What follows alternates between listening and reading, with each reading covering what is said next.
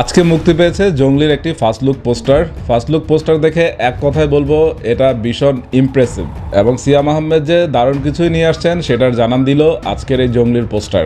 আমি বলছি যে এইবার ঈদে অর্থাৎ 2025-এর রোজার ঈদ হবে একদম জমজমাট এবং বলা যায় সবচাইতে ফাটাফাটি লড়াই হবে এই ঈদেই। কারণ এই ঈদে সিয়ামের সাথে আরও আছেন সাকিব খানের বরবাদ, আরও আছে আফরান নিশোর দাগি। তো সবকিছু মিলে বলাই যাচ্ছে যে এই ঈদে জঙ্গলি, বরবাদ এবং দাগি তিনটি সিনেমাই বক্স অফিসে জাস্ট দাপট দেখাবে। আমি যদি এখন আলাদাভাবে শুধু জঙ্গলির ব্যাপারে বলি, আমি বলবো যে জঙ্গলির জন্য সিয়াম অনেক কষ্ট করেছে, সেটা আমরা তার একটি পোস্টে দেখতে পেয়েছি। আর সেটা হচ্ছে জঙ্গলি সিনেমার জন্য 7 মাস সিয়াম দাড়ি গোঁফ কিছুই কাটেনি। এই সিনেমার জন্য সে যথেষ্ট খেটেছে। তা আমরা চাই কি? আমরা চাই বাংলা সিনেমা এগিয়ে যাক এবং একটি চরিত্রের জন্য তারকারা বা যারা অভিনেতা আছে তারা নিজের জান একদম দিয়ে দিক। কারণ আমরা ঈদের মধ্যে বলিউড সিনেমায় দেখেছি যে একটি চরিত্র মিশে যাওয়ার জন্য ঋত্বিক, শাহরুখ বা তারকারা কি করে থাকে। তো এরকম আমরা বাংলা সিনেমায় দেখতে পাচ্ছি যে সিয়াম আহমেদের মতো তারকা সে একটি চরিত্রের জন্য জাস্ট নিজেকে উজাড় করে দিয়েছে। এখন একটাই শুধু চাওয়া থাকবে যে সিয়াম আহমেদের এই কষ্টটা যাতে সার্থক হয় এবং বাংলা সিনেমা যে এগিয়ে যাচ্ছে। 2025-এ বাংলা সিনেমার একটি কাঙ্ক্ষিত বছর আমি মনে করি, কারণ এই বছরে দারুণ কিছু সিনেমা মুক্তি পাচ্ছে।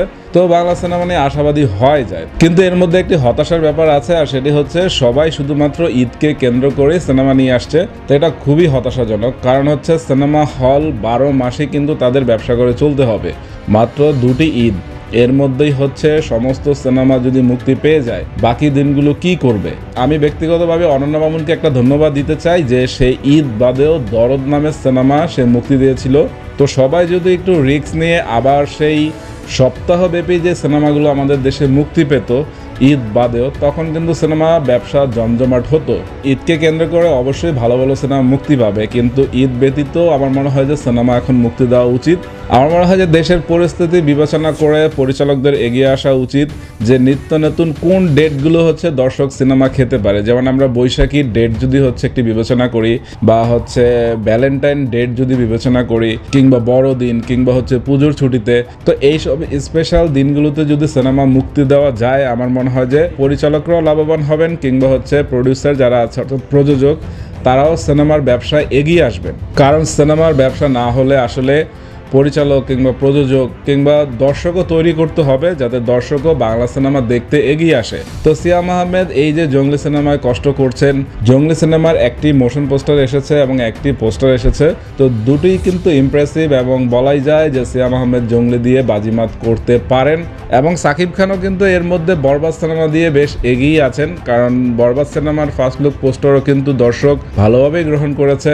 এবং আফরান নিশোর কথা বলতে চাই, আফরান নিশো যেভাবে দাগি সিনেমার প্রমোশনটি শুরু করেছে, একটি সিনেমার অ্যানাউন্সমেন্ট যেভাবে করা উচিত সে একটু ভিন্নভাবে চেষ্টা করেছে। তো সেই জন্য তাকেও সাধুবাদ জানাচ্ছি। তো সবাই মিলে যদি এগিয়ে আসে, আমি বলবো যে বাংলা সিনেমা এগিয়ে যেতে খুব বেশি সময় লাগবে না। তো এটাই বলতে চাই যে আপনারা সবাই নতুন নায়ক সিয়ামের পাশে থাকুন। দেখুন, ভুল ভ্রান্তি কিছু থাকবেই, চাদরও কিন্তু কলঙ্ক আছে, তো ভুল ভ্রান্তির ঊর্ধ্বে কেউ নয়। তো বাংলা সিনেমার পাশে থাকুন, সমালোচনা করুন। তো সব কিছু মিলে আমি বলতে চাই যে বাংলা সিনেমা এগিয়ে যাক, আমরা বাংলা সিনেমার পাশে আছি, সবাই পাশে থাকবেন। সবাইকে ভালোবাসা জানাচ্ছি। তো বাই।